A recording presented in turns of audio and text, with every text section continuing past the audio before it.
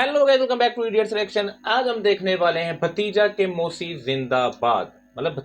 भतीजा के मौसी जिंदाबाद। अब भतीजा किसका और उसकी मौसी के पीछे पड़े होंगे खेसारी भाई, ऐसा कुछ होगा और आपकी डिमांड भी है। और भाई ये 350 मिलियन व्यूज, वाह नाइस। ऐसा गाना पहले क्यों नहीं बताया। देखते हैं, वॉच करते हैं आपके साथ क्या सीन है क्या नहीं है। और फरिश्ता मूवी चल रही है, डिस्क्रिप्शन में लिंक है, जाके देखो भाई, एंजॉय करो।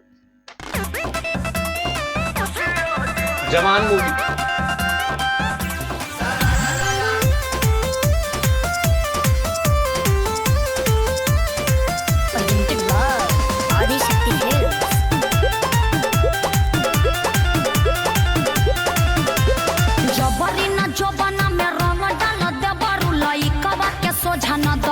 बना दे बरू।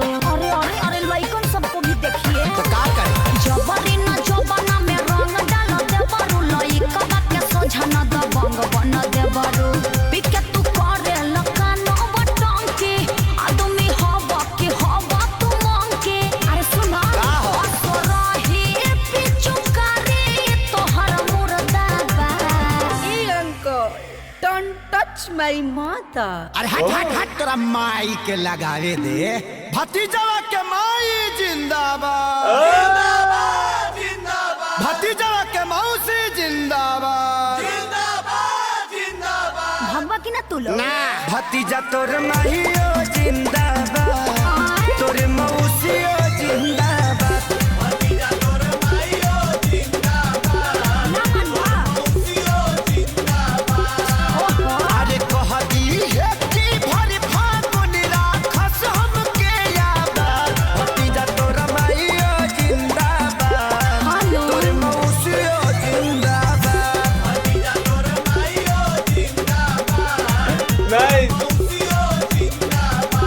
क्या बात है। आदमी का नाली में पचा ओ यार, ये लिरिक्स ऐसे माइंड कहाँ से आते भाई। ये प्लान यार भाई। पचा के लोग मारे ला। तारे के काम मारे दम मचा के रखले बड़ा लोग। होली में सत्संग होला।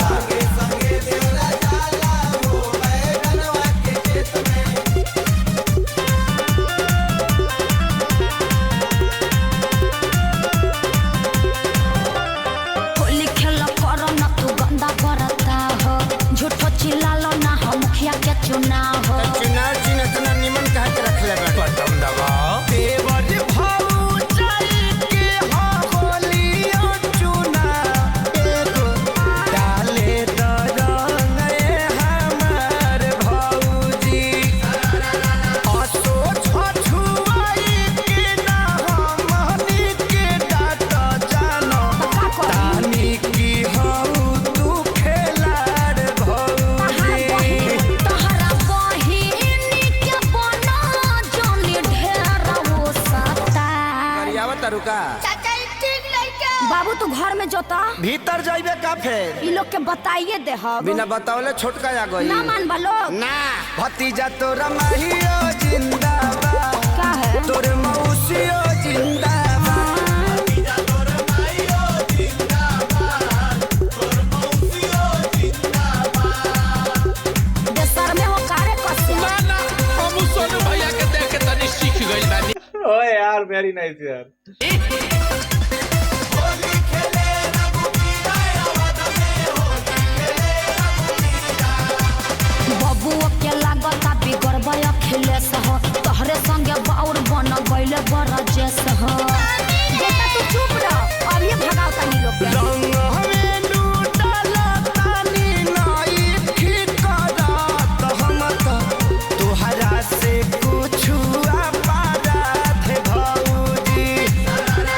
मौका के फायदा तू कैदा से उठाल नइखे, हमारा ओरी से कोनो बात भौजी। तो पटाली एला करो जोनी टाइम बड़ा। आगे लाइन पर रे भतीजावा, रे भतीजावा। हे भगवान भतीजा तोर माहियो जिंदाबाद, तोर मौसियो जिंदाबाद। लखुआ सब भतीजा तोर माहियो जिंदाबाद, तोर मौसियो जिंदाबाद। भागा लोग ना तो हमार मरद खिसिया जाई। खेसरिया से ना खिसियई हैं। ओ भाई, क्या बात है यार, क्या बात है यार। नेक्स्ट लेवल, मस्त।